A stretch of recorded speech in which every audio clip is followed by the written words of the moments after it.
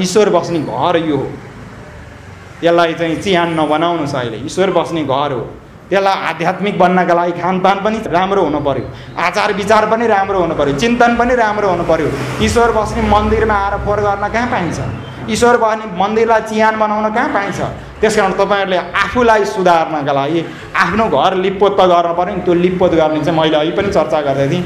बिहान कमसेकम 10 minute 15 minute आफ्नो चिन्तन गर्नुहोस्। बेलुका सुत्ने बेलामा चिन्तन गर्नुहोस्, आज मैले दिनभरि के काम गरेँ, आज दिनभरि मेरो आफ्नो लागि के गरेँ। संसारको लागि त दौडेको हो, यत्रो जीवन दौडिसकेँ, 60 वर्ष 70 वर्ष 65 वर्ष जति 80 वर्ष दौडिसकेँ, केही प्राप्त भएन भने मेरो लागि अब म कहिले दौडिने, मैले शान्ति कहिले प्राप्त गर्ने? बेलुका म को हुँ, कहाँ छु, कहाँ के छ हाल विचार गर्नुहोस् त।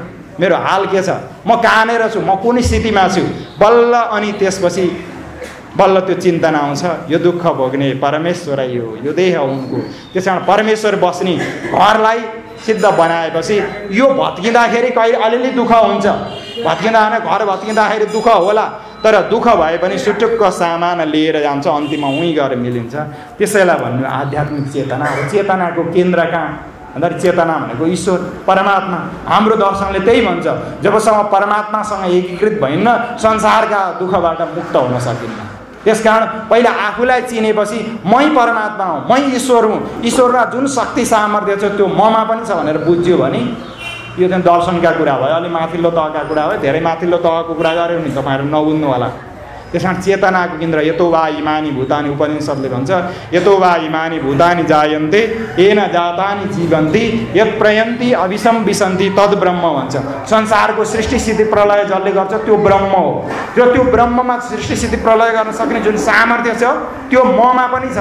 त्यसकारण म पनि त्यही स्वरूप हुँ, जस्तो ऊ सच्चिदानन्द स्वरूप छ म पनि सच्चिदानन्द स्वरूप हुँ भन्ने बोध भयो भने बल्ल त्यसलाई भन्यो अध्यात्म, अनि बल्ल शान्ति प्राप्त हुन्छ। यो संसार सबै संसार चाहिँ ईश्वर नै हो भन्ने बुझिन्छ। आफूलाई बुझ्यो भने बल्ल बुझिन्छ, अनि बल्ल छोराछोरीलाई माया प्रेम गर्दा पनि बल्ल अनि ईश्वरलाई विराट पुरुषलाई प्रेम गरेको भन्ने अनुभव हुन्छ।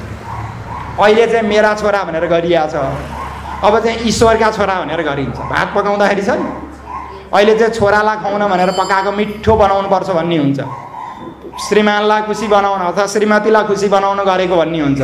जब तपाईँलाई म हुँ भन्ने भाव भएपछि म श्रीमती होइन, श्रीमतीभित्रको ईश्वर प्रसन्न होस्, छोराभित्रको कृष्ण प्रसन्न हुन्, छोराभित्रका शिव प्रसन्न हुन्, छोरीभित्रको अनि ज्वाइँलाई लिएर आएर खुवाउँछन् नि। ज्वाइँलाई कत्रो सम्मान। म गएको एउटा घरमा, मलाई त केही सम्मानै छैन। ए ज्वाइँ साहब आउनु सुनेको छ नि, उता गर्नु छैन त म उसलाई त केही छैन। ज्वाइँको त्यत्रो इज्जत हो त ज्वाइँभित्रलाई खुवाउने पनि अब गरेपछि अब जोगीभित्र रहेको ईश्वर र ज्वाइँभित्र रहेको ईश्वर बराबर भएपछि जोगीलाई पनि मिठो खुवाउला नि त, ज्वाइँलाई पनि त्यसै मिठो भइहाल्ने हो। त्यस कारण त्यो विराट चेतनामा पुगिन्छ। अनि पकाएर कसैलाई खुवाउँदा पनि भिखारी होस् जोसुकै होस् ऊ भित्र रहेको ईश्वरलाई दान गरेको ईश्वर विराट भाव रहेपछि अनि बल्ल त्यही हो चेतना, आध्यात्मिक चेतना। त्यसैले खुसी दिन्छ। अनि दुखी भइन्न, आफ्ना छोरालाई खुवाएको होइन कृष्णलाई खुवाएको, आफ्ना श्रीमानलाई खुवाएको होइन कृष्णलाई खुवाएको, रामलाई खुवाएको, शिवलाई खुवाएको, मलाई खुवाएको। म र ऊ भित्र रहेको तोही मै चान्नेको विष्णु, तिमी भित्र रहेको आत्मा र म भित्र रहेको आत्मा त एउटै आत्मा भनेपछि दुईटा बिचको आत्मामा अब के भेद?